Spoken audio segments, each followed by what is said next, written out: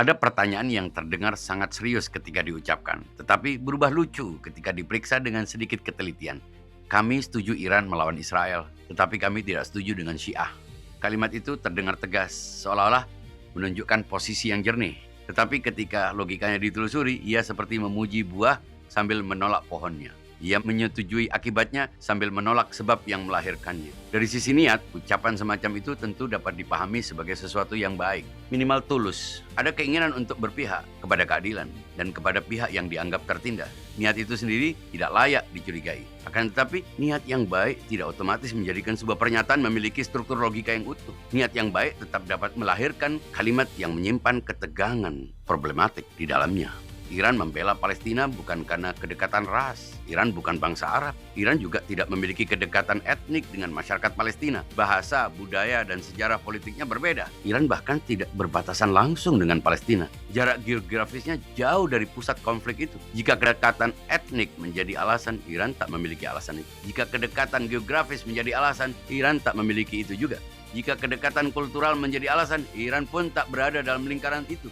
Namun Iran tetap bersikap tegas. Iran tetap berdiri pada posisi konfrontatif terhadap Israel. Bahkan ketika posisi itu membawa konsekuensi berat, embargo ekonomi, tekanan internasional, isolasi politik, dan agresi militer yang besar. Fakta ini bukan sesuatu yang muncul tiba-tiba. Sejak revolusi Iran 1979, negara itu mengubah orientasi politiknya secara radikal dan menjadikan penolakan terhadap Israel serta dukungan terhadap Palestina sebagai bagian dari identitas ideologisnya. Pertanyaan sederhana muncul dari situasi ini. Apa yang membuat sebuah negara mengambil posisi sekeras itu terhadap sebuah konflik, terhadap sebuah entitas yang secara etnik, geografis, dan kultural sebenarnya tidak langsung bersentuhan dengannya? Jawaban yang paling sering dihindari justru berada di balik mata, identitas ideologis negara itu sendiri. Revolusi Iran membangun sebuah sistem politik yang berakar pada teologi politik Syiah.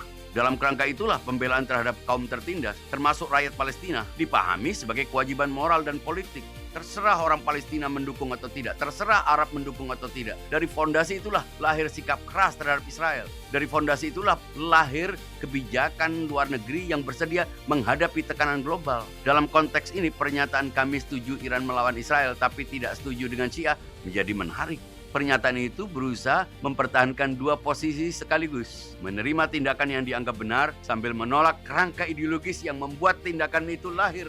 Andaikan tidak Syiah, tentu dia akan sama dengan kebanyakan umat Islam yang hanya duduk, protes, dan tidak melakukan apa-apa. Diagnosa logika terhadap pola berpikir ini sebenarnya sederhana.